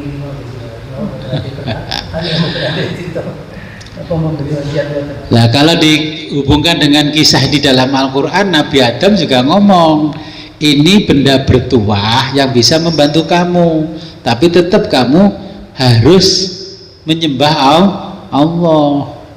Ini keris ini ya untuk kamu bertani, nanti kalau kamu habis panen nanti mulai garap sawah, tancapkan di 4 sudutnya sambil baca.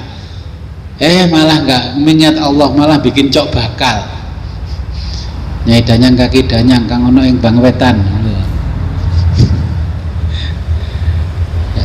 Kan itu sebenarnya itu benda bertuah sudah ada sejak zaman Nabi Adam. Apakah nggak mewasiatkan pada ya mewasiatkan sudah. Engko rambutan kerise bapak iki ya, oleh malam Jumat ngene-ngene jo kaget ya iya. Malah kerisnya dipamer-pamerno koncone, aku kayak bapak keris iki nyambut kiai. Wah kerisku iso ngadeg dhewe ya. Sekarang kan nggak kumbinya itu loh. Akhirnya diambil lagi oleh malaikat. Sudah dikasih tabut oleh nenek moyang dulu. Ada Al-Quran kecil namanya Quran Istanbul yang digunakan oleh Ottoman bisa menguasai separuh dunia. Dipamer-pamerkan di Istanbul ya. Akhirnya dicolong sama orang Inggris ya, hancur. Akhirnya Ottoman jatuh, khilafah Islamiyah jatuh. Lah nenek moyang kita zaman Mojopahit, zaman Kediri, dipamer-pamerkan Belanda datang. Akhirnya kan apa? Jimatnya kan dicuri Belanda, dibawa ke Belanda, yang kemarin zaman Pak Prabowo dibawa pulang satu-satu itu. Akhirnya raja-raja Jawa ompong jimatnya hilang. Makanya saya itu kan sering pesan, kalau saya kasih sesuatu, walaupun ke teman ngaji, jangan dikasih tahu. Itu merupakan kekuatan pribadi. Wis menengahi. Berapa banyak itu jimatnya raja-raja Jawa ada di museum Belanda, dinego kembali, dibawa pulang itu kuluh emasnya, yang merah delima di setiap mahkota raja itu kan ya dari malaikat itu. Aku lho duwe merah delima, malah di bisnis ono gelas pitu, taruh satu semuanya jadi merah. Kok gak belajar dari kisahnya Tabut direbut oleh bangsa Amalia gitu loh, Amalikoh itu loh ya. Orang Amalikoh itu kalau di kisah berikutnya itu diperkirakan mereka itu orang Jordania. Nah, direbut. Jadi menurut kitab-kitab kuno, batu mulia seperti merah delima, berlian itu adalah batu yang usianya minimal 1 miliar tahun baru berubah menjadi benda bertuah merah delima. Dulu yang memberitahu ya para malaikat, terus diletakkan di mahkotanya. Nah, setelah sakti ngomong-ngomong, aku ini sakti mergo aku tinggal limbah ini. Nah, akhirnya mahkotanya raja dicuri waktu tidur, ya toh. Raja di Kutai Kertanegara, ya, di zaman Islam pertama masuk itu raja paling ngetop di Kutai, Raja Kutai yang menyebarkan Islam. Kuluknya ini ya, mahkotanya itu ada merah delima, terus dikasih tabut dari Singosari namanya Lembu Swana. Jadi patung emas Lembu Swana itu bisa dia naiki pulang ke Singosari. Ternyata Kutai Kertanegara kan anak cucunya Singosari. Loh gitu ditunjuk-tunjukkan ke orang ya. Akhirnya Lembu Swananya hilang, akhirnya kekuasaannya Kutai Kertanegara hilang.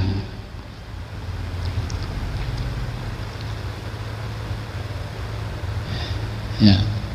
Kalau Majapahit apa? Majapahit itu dikasih burung Garuda. Diomong nama teman-temannya Raja Mongol, ini loh burung ini burung dari surga. Yang sekarang jadi lambang negara itu kan ya jimatnya Majapahit. Terus dikasih bintang itu yang tamengnya kalau untuk perang itu. Sekarang tinggal gambarnya toh. Terus orang Mojokerto mimpi seperti zaman Majapahit, diperkirakan logo Majapahit seperti ini, ditulislah di setiap gapura rumahnya orang Mojokerto. Lah itu loh, jimatnya sudah hilang, dicuri. Gak tahu dibawa curi oleh Kaisar Cina atau Kaisar Mongol. Dulu kan pernah Mongol nyerang Singasari. Sudah tahu dikasih kuda, namanya kuda sembrani. Diomong mono kancane lek ukur jarane iso miber. Terus dibujuk sama orang Eropa. Oh, kalau di tempat saya ada namanya Pegasus. Pegasus itu loh, cerita Pegasus itu ya kuda sembraninya orang Eropa. Terus kudamu saya ganti dengan kudaku Pegasus. Ternyata kuda Pegasusnya nggak bisa terbang. Kuda sembraninya hilang. Nah, Raja Majapahit tidak bisa pergi kemana-mana akhirnya karena kudanya hilang, kuda sembrani. Nah, itulah kisahnya dari dulu itu. Setelah berkuasa sembrono dan sombong. Nah, bangsa yang tertindas itu akan mengeluarkan amarahnya, pasti kalau tertindas kan mengeluarkan amarahnya. bangsa yang tertindas setelah bangkit dari penjajahan justru kemerdekaannya hanya dinikmati, pemimpinnya, rakyatnya tetap sengsara. Ini bukan kata saya, kata Quran yang ditafsirkan oleh Imam Jalalain dari kisah Jalut, Tolut, dan kisahnya Tabut.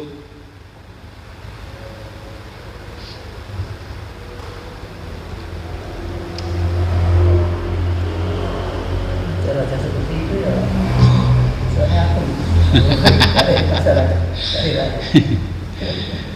Ya jelas, karena dulu katanya menjanjikan kalau merdeka kita hidup ya sama-sama enak, bumi maka dinamakan tanah air, bumi laut seisinya adalah milik negara untuk kesejahteraan rakyatnya.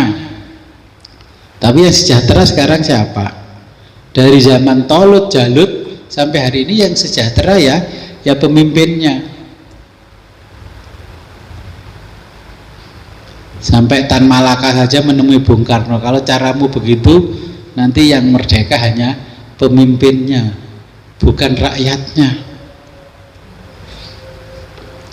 Kalau merdeka itu ya sudah, merdeka itu kita kan negara itu sudah punya perusahaan, punya tambang, punya ini kan harusnya kita itu dapat luberan dari tambang. Di Yunani zaman para filosof sebelum Masehi, mereka membangun jalan sampai hari ini masih utuh. Kalau itu namanya pembangunan untuk jangka panjang. Lah kalau di kita pembangunan untuk pekerjaan jangka panjang. Lihat ke sana, kemarin walus, hujan sekali, bolong-bolong. Karena memang tujuan pembangunannya berbeda, ya, beda visi misinya berbeda. Apakah nggak bisa sekali bangun untuk 100 tahun? Ini kita kasih perbandingan. Belanda, ya kita bicara diri kita sendiri, ya setelah kita membaca kisahnya Jalut dan Tolut. Belanda itu menjajah bangsa Indonesia berapa lama? 350 tahun. Apa yang terjadi? Bangunan megah-megah, bendungan megah-megah, jembatan megah-megah, ya, pabrik gula di mana-mana, pabrik di mana-mana. Ada bendungan Belanda yang sekarang itu hancur. Di sekitar kita tinggalan Belanda belum ada yang hancur. Yang namanya hutan tambah rindang tambah ini. Kita merdeka berapa tahun? Masih 80 tahun. Hutan Kalimantan gundul, hutan Sumatera sampai Aceh juga gundul. Nah kalau kita merdeka 100 tahun, habis nggak bangsa Indonesia?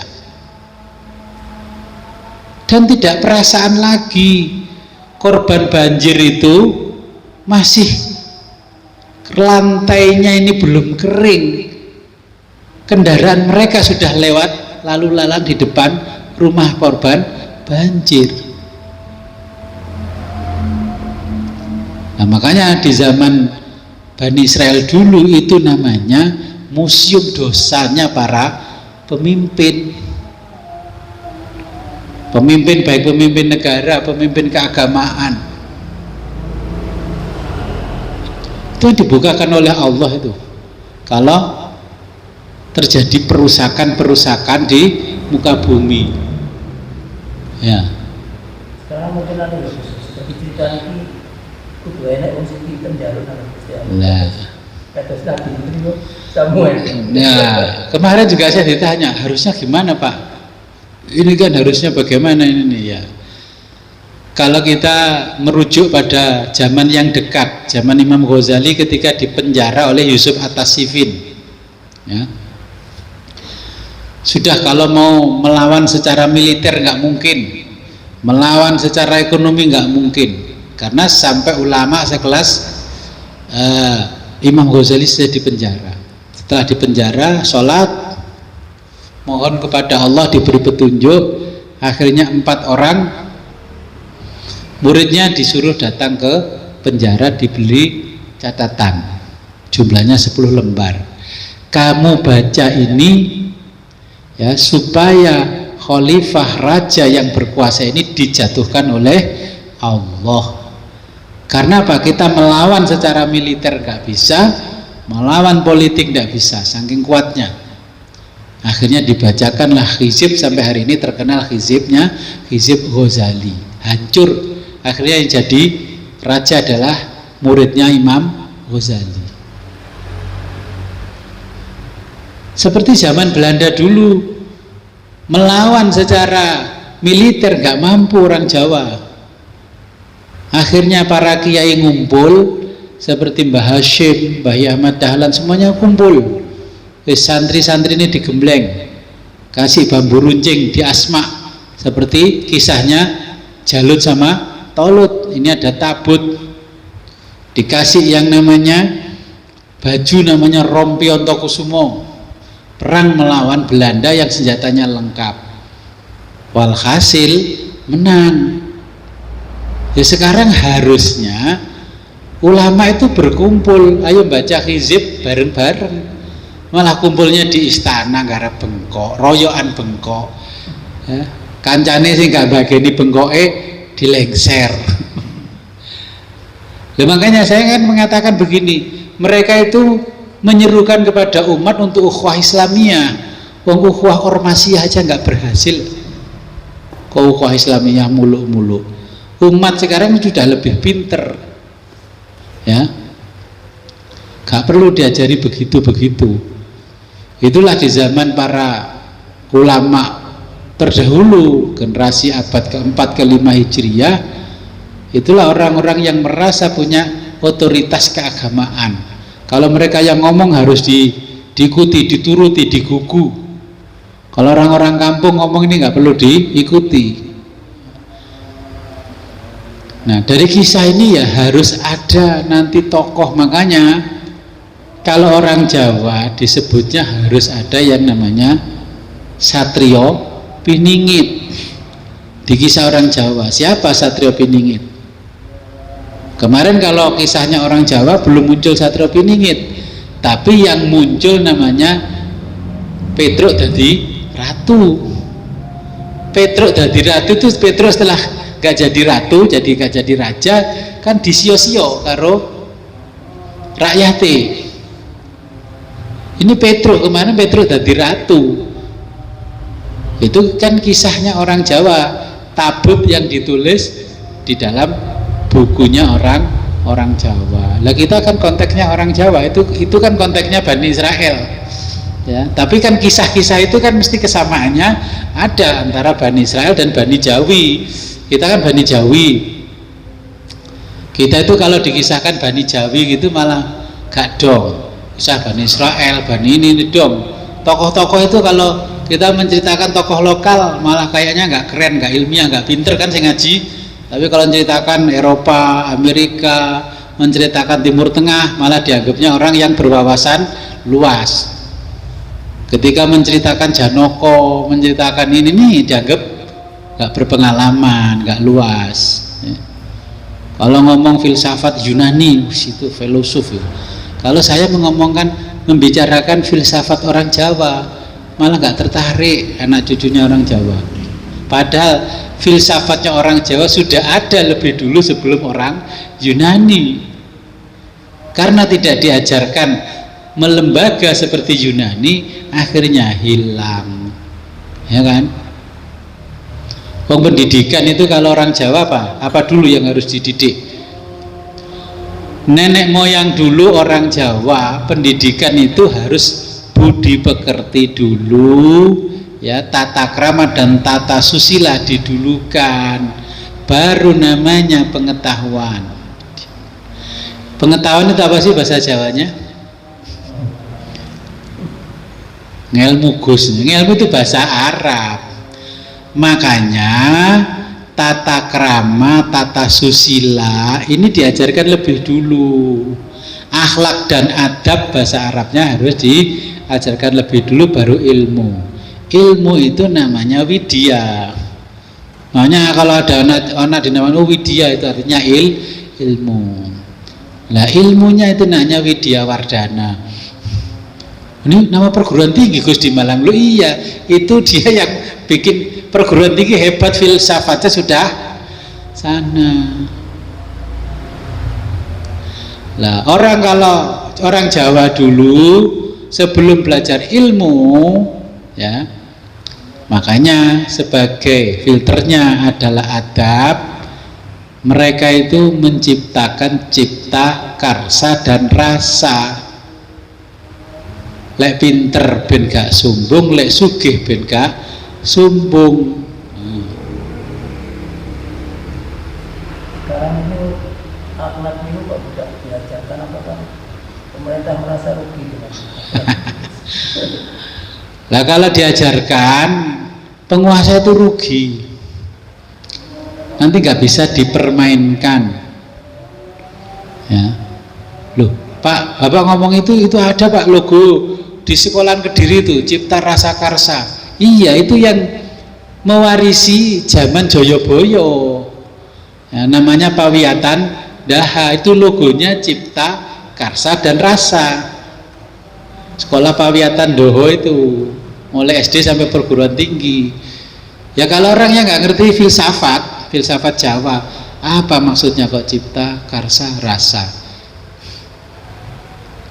Ya kalau saya kasih tahu, kalau ngaji filsafat, ada filsafat amali, ada filsafat akhlaki, ada filsafat apa? Ada tasawuf apa? Falsafi. Loh, kalau diceritakan begini, Gus Wid pengetahuannya luar biasa. Lah aku ngomong Cipta Rasa Karsa gak dianggap aku ini pinter. Itu kalau nggak percaya ke Kediri sana, ke Pawiyatan Daha, itu logonya besar. Itulah filsafat ilmunya orang Kediri, Joyoboyo. Ya. Jadi di situ memang filsafat pendidikannya tinggi. Cipta. Orang tuh mampu berinovasi. Karsa, tapi inovasinya tidak merugikan orang lain. Rasa. Jadi dadi wong sing pinter rumangsa, aja rumangsa pinter. Kita kan diajari toh sing pinter rumangsa. Lah sekarang anak-anak sekarang diajari rumangsa pinter. Nah, kita ini nggak tambah maju sebenarnya di bidang filsafatnya, tambah mundur. Nah dulu nenek moyang mengajarkan tata krama, bungkuk-bungkuk itu namanya tata krama, yaitu aturan badan. Kalau aturan hati sama jiwanya manusia apa namanya? Tata krama, tata susila. Lewat ngarepe wong tuwek. Tata kramanya nyuwun sewu Mbah, nyuwun sewu Mbah. Basa lewat, atine ngomong apa? Gak tau yang tak idoni raimu. Itu namanya dohir batinnya gak sama. Orang Jawa akhlak dohir namanya tata krama, akhlak batin namanya tata susila. Terus datanglah orang Belanda mengajarkan moral, mengajarkan etika. Sama lah diajari moral etika manggut-manggut. Kalau saya ajarkan tata krama, tata susila, dipikir kini tinggalane Mojopahit. Ya kan, ngadakan seminar tata krama tata sila gak ada sing daftar. Ya kan, karena apa? Sekarang nggak dipelajari oleh anak cucunya orang Jawa. Makanya dulu ya diajarilah budi pekerti, tato kromo, toto susilo, ya, tapi ditentang banyak orang, katanya buang-buang waktu. Zaman Orde Baru Pak Harto enek penataran, katanya anak itu diajari tawaduk nang Pak Harto.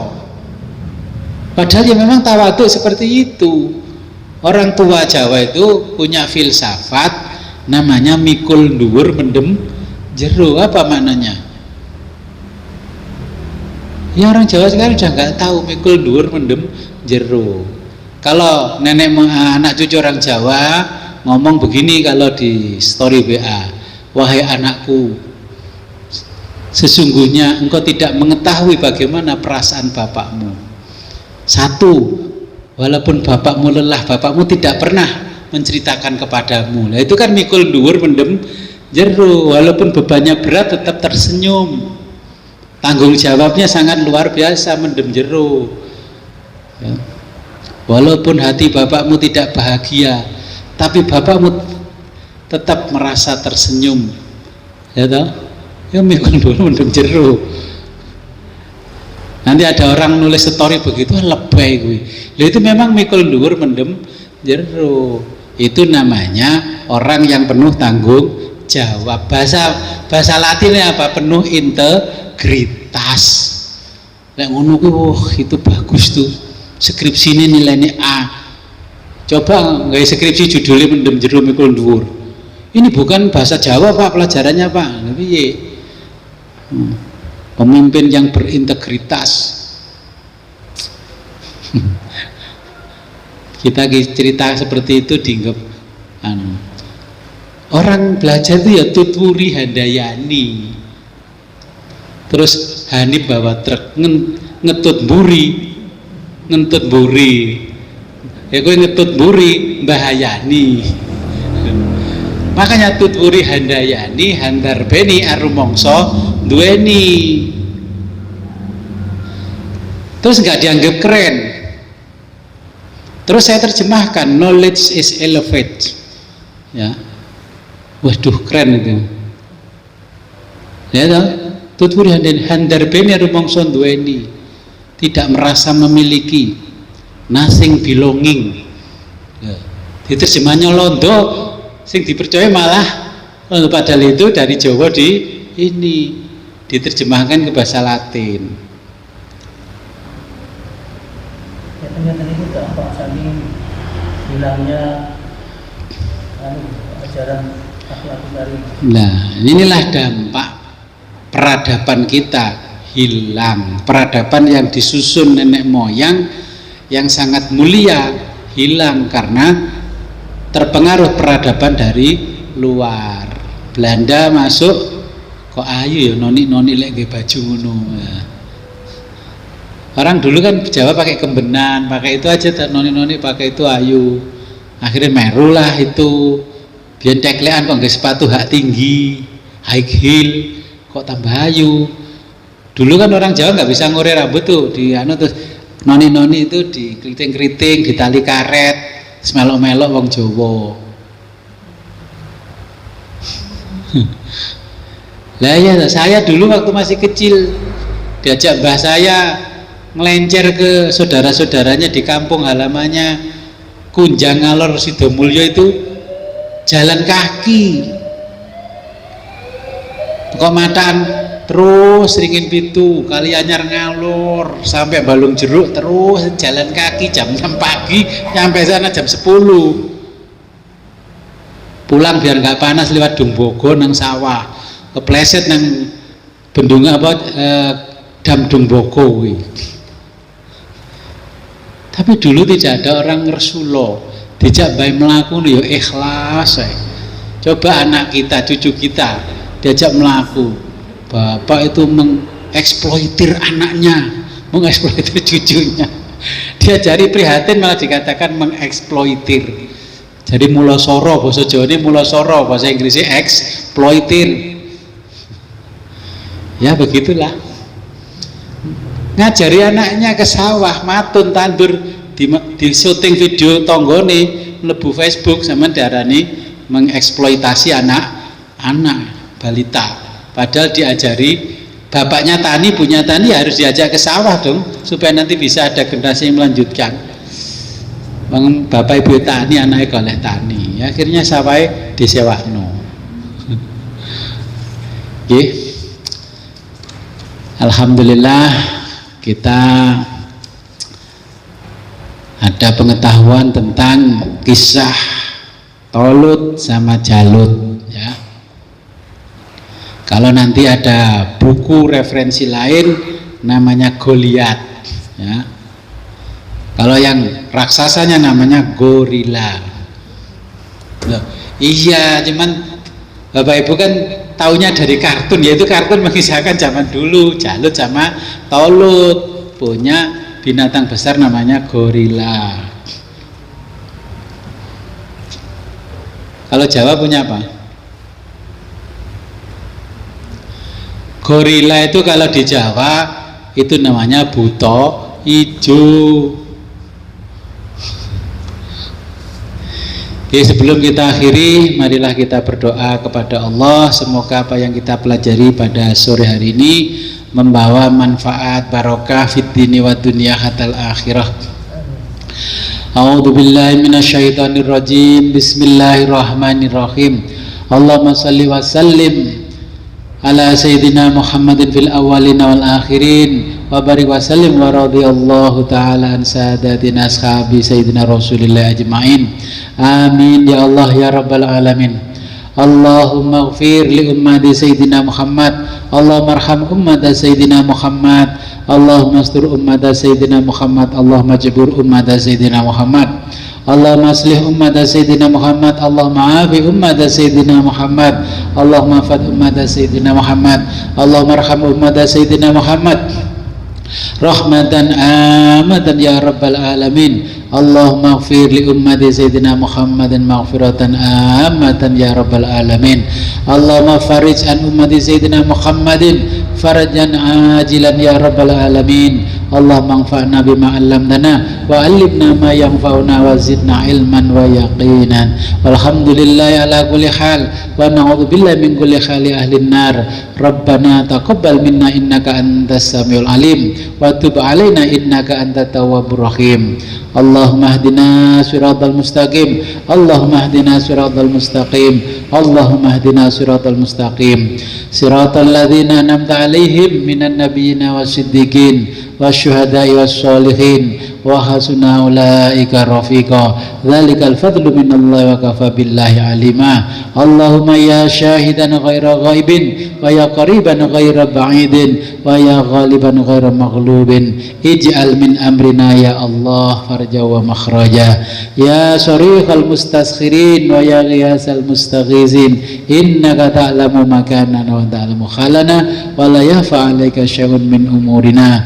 Rabbana atina fid dunya hasanah wa fil akhirati hasanah wa qina adzabannar wa shalli wa sallim ala jamil anbiya wal mursalin walhamdulillahirabbil alamin. Al-Fatihah. A'udzu billahi minasyaitonir rajim. Bismillahirrahmanirrahim. Akhirul kalam ihdinas siratal mustaqim wa billahi taufiq wal hidayah wa ridha linaya. Wassalamualaikum warahmatullahi wabarakatuh.